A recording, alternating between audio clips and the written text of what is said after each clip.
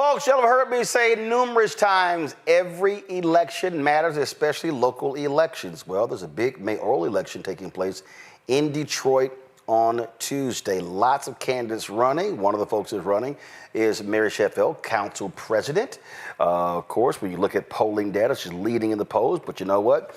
It all comes down to, fighting for every single vote. She's been on the city council since 2013. There are 8 other people in the race as well. Mary Sheffield joins us right now.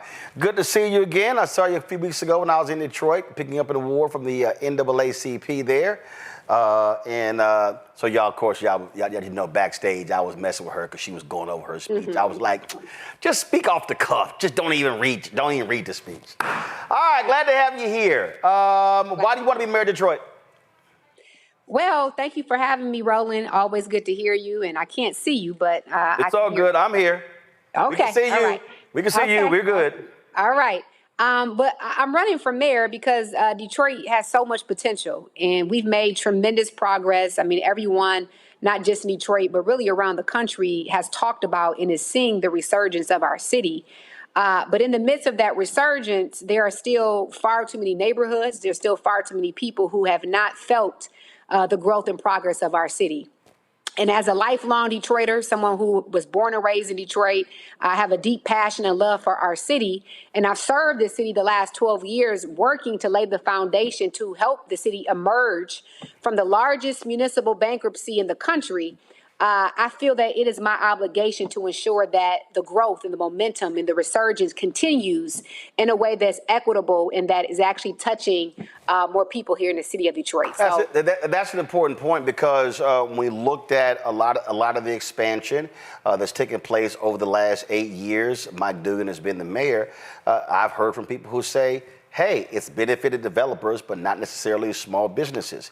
And at the end of the day, if you don't have residents, I mean, you can have brand new buildings, brand new shiny things, but you still kind of need people in order for a city to grow and prosper.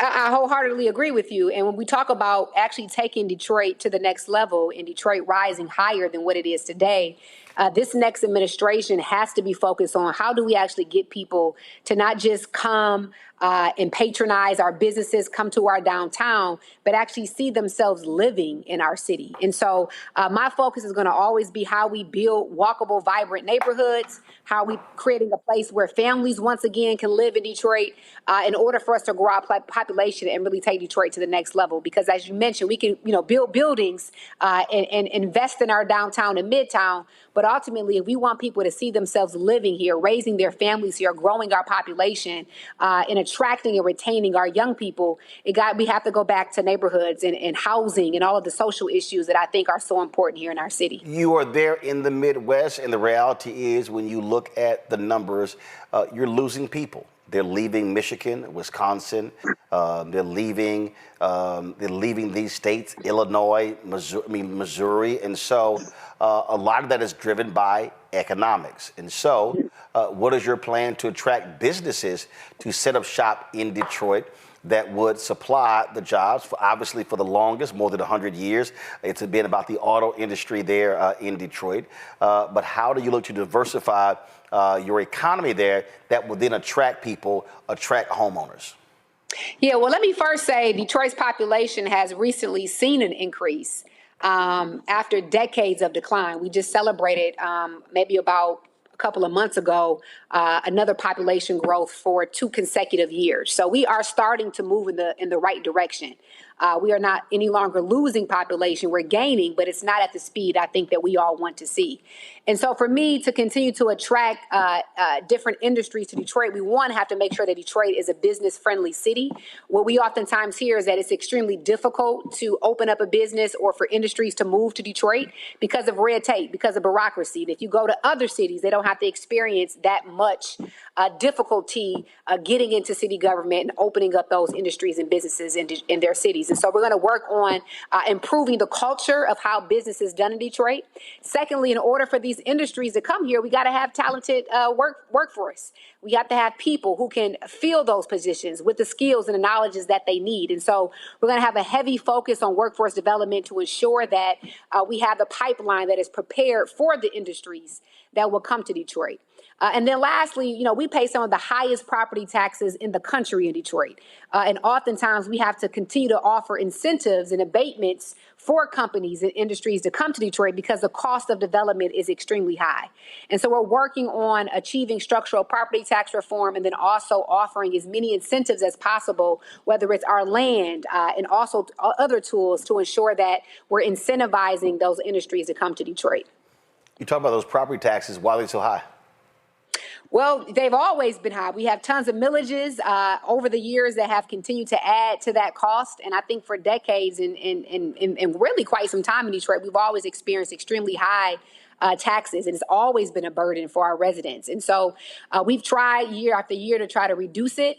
The last 2 years, the mayor has launched an initiative changing some state laws that would allow for a reduction in property taxes. And we're working on that extremely hard because it's been a huge barrier. People have left for Southfield and the suburban communities because the cost of living is so high. Even our auto insurance is extremely high compared to other cities. And so these are structural issues that have been plaguing our city for generations that we have to work on to stop individuals and businesses from coming to Detroit. Quality of life obviously is one of those things, but what goes into that also are schools. When businesses are looking to relocate, they're looking at transportation, they're looking at quality of life, they're looking at entertainment, they're looking also at schools as well. And so obviously that's not under your purview, but that also has to be a significant issue when you're talking about how do you attract people, how do you attract families who you want to be there for generations, not just transient where they come and go. Most definitely. And we have a robust plan working with our school board and our superintendent. Right now, the number one issue facing our school system in Detroit is absenteeism. Our kids are not showing up to school, and oftentimes it's social determinants that are preventing our young people from showing up, whether it's transportation, parents or families have issue with childcare. And so the city can be a greater partner in that regard. We also have to ensure that we're exposing our young people to skilled trades and vocational training and exposing them to other alternatives outside a traditional four-year college degree. And so I plan on being a very active and hands-on mayor as it relates to education. While we may not control the school system, we can open up our rec centers, our libraries, use partner organizations and sites to ensure that there's robust after-school programming for our young people to get the additional educational support that they need. So we're going to be a great partner. While the mayor doesn't control, we don't need to control, but we can achieve a significant increase in the outcome of our young people as it relates to education.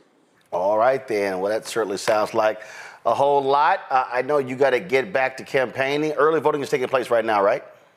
Yes, it is. It's happening right now, and Tuesday, August 5th is the election, and we are excited for Detroit to get out and show out. And so if anyone who is listening on your show today, if you know a Detroiter, call them, let them know to show up, let their voice be heard. But more importantly, if you don't early vote, please get out Tuesday, August the 5th for this very pivotal moment in our history and this very, very important election. All right. Mayor Sheffield, we surely appreciate it. Thanks a bunch. Good luck. Thank you. Hello, I'm Isaac Hayes III, founder and CEO of Fanbase. Listen to what I'm about to tell you. The window to invest in Fanbase is closing. We've raised over $10.6 million of our $17 million goal. That means there's room for less than 6,370 people to invest in Fanbase for the average amount. The minimum to invest in Fanbase right now is $399. That makes you an owner in Fanbase today. Go to startengine.com/fanbase to invest. Why? Because current social apps have taken advantage of users for far too long, with content suppression, shadow banning, harmful racist content, and no real tools for monetization and equity. Fanbase has over 1.4 million users and counting, allowing anyone to reach all their following and monetize their content from day one. Social media is the new TV, and whoever owns the apps that distribute that content have the opportunity to own potential billion-dollar companies. While big platforms with uncertain futures are failing to serve their users, Fanbase is stepping up to fill the gap. Don't wait until it's too late. Invest now, invest for yourself and your future. Go to startengine.com/fanbase and own the next generation of social media.